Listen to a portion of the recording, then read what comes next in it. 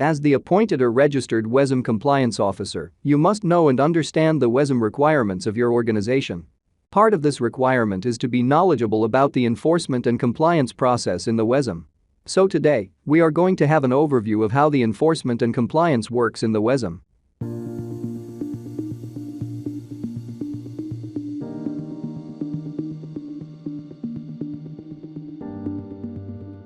Section 30 of Republic Act No. 9136, or the APIRA law, sets the requirements for establishing the wholesale electricity spot market or WCO. Section 30 also requires the formulation of the WCO rules, which shall provide, among others, the procedures for the surveillance and assurance of compliance of the participants with the market rules and the formation of a governing body.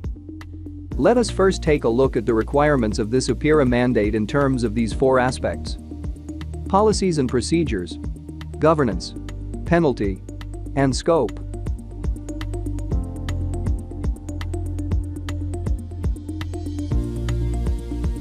To comply with Section 30 of the APIRA law, the WCO rules was drafted and promulgated. And through the WCO rules, various market manuals were created to set out the procedures and implementation of the APIRA mandate.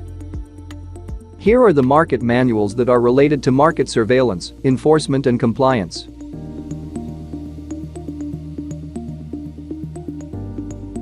Section 31 of the APIRA also requires the implementation of retail competition and open access, hence the retail rules was also drafted and promulgated.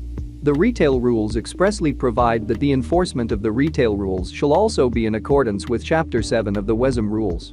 Chapter 7 of the WCO rules provides for the enforcement of market rules, which shall be carried out by the PEM board in conjunction with the Compliance Committee and the Enforcement and Compliance Office. Then in 2008, the Republic Act No. 9513, also known as the Renewable Energy Act of 2008, was signed into law. Section 8 of the RE law requires the establishment of the Renewable Energy Market or REM, hence the REM rules was adopted and promulgated. Eventually, the REM investigation and penalty manual was developed and drafted based on the enforcement and compliance mandates set out in the APIRA. In this manual, the Enforcement and Compliance Office is also responsible for carrying out the investigation in the REM. Electronic copies of all the rules and market manuals are readily available for download at the WCO website.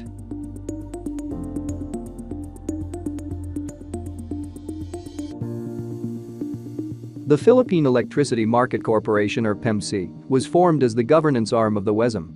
PEMC is responsible for the administration of the enforcement and compliance processes of the WCO. This governance function is carried out primarily through the Enforcement and Compliance Office. The Board of Directors of PEMC, or the PEM Board, is the body that is authorized to impose sanctions in case of breach and enforce the WCO rules in accordance with Chapter 7 of the Market Rules. The Compliance Committee is one of the WCO governance committees created, with its members appointed, in accordance with Chapter 2 of the WCO rules. Together with the Enforcement and Compliance Office, the Compliance Committee plays a major role in the enforcement and compliance processes of the WCO. PEMC shall promote competitiveness in the WCO, prevent and penalize any breach of the WCO rules and the WCO market manuals, and settle disputes between WCO members and the market operator or the system operator. This is by the principle of self-governance and the exercise of its self-regulatory powers.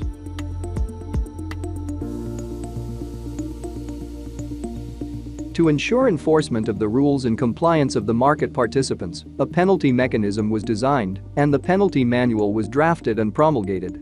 The penalty manual sets out the schedule of possible breaches and the corresponding penalties or sanctions that may be imposed, and the manner of penalty or sanction imposition. In addition, the penalty manuals adopts different levels of penalties, level 1, 2, and 3. Depending on the severity of the breach, it may also lead to suspension or deregistration of the subject trading participant and facility. The determination of penalty depends on the frequency or occurrence of the relevant probable breach, whether if it is isolated, repetitive, or recurring. In case of financial penalties, it can be a fixed amount of penalty or formula-based. There are remedies available to the trading participants who were issued with a notice of specified penalty. These are the request for a reconsideration or file an appeal.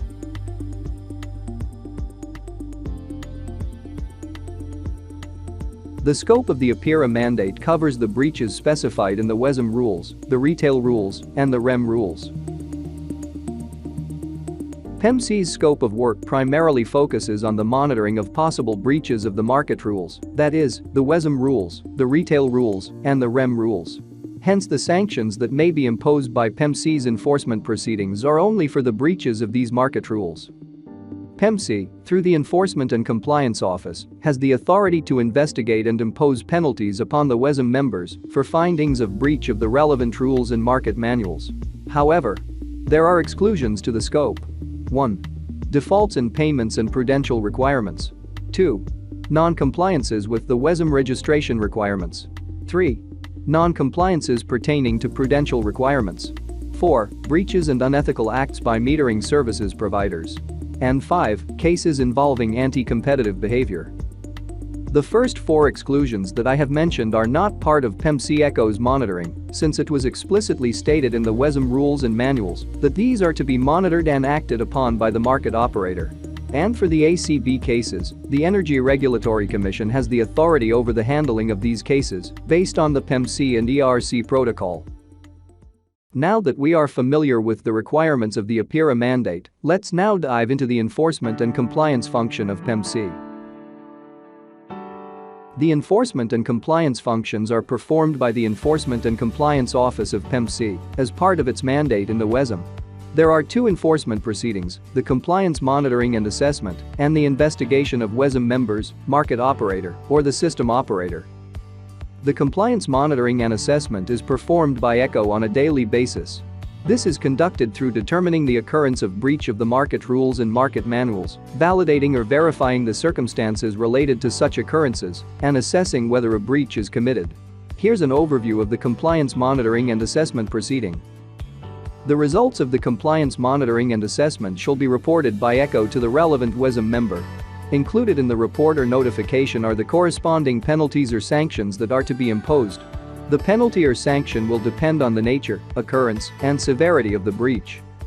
Meanwhile, the investigation is conducted by ECO upon endorsement by the PEM board to determine the occurrence of breach of the market rules upon the request for investigation, or RFI, of any WCO member, the market operator, or the system operator, or upon its own initiative, as may be necessary. The investigation process begins with either of the following: receipt of the request for investigation, notice of probable breach, or directive to investigate from the Department of Energy or the Energy Regulatory Commission. The ECO may also conduct investigation upon its own initiative, or what we call investigation motu proprio, should it receive reports of probable breach outside of its own monitoring. Here's an overview of the investigation proceeding. The Compliance Committee review of the investigation report will be endorsed to the PEM board and shall be decided upon by the PEM board. If there are financial penalties involved, the market operator shall be one to collect financial penalties from the investigated party based on the recommendations adopted by the PEM board. This now concludes our overview of the enforcement and compliance function in the WCO. You can check the WCO website for more information on enforcement and compliance matters. PEMC also offers in-depth training modules on the enforcement and compliance process. If you are interested, please send an email to pemctraining@university@wcom.ph. That's all for today. Thank you for listening.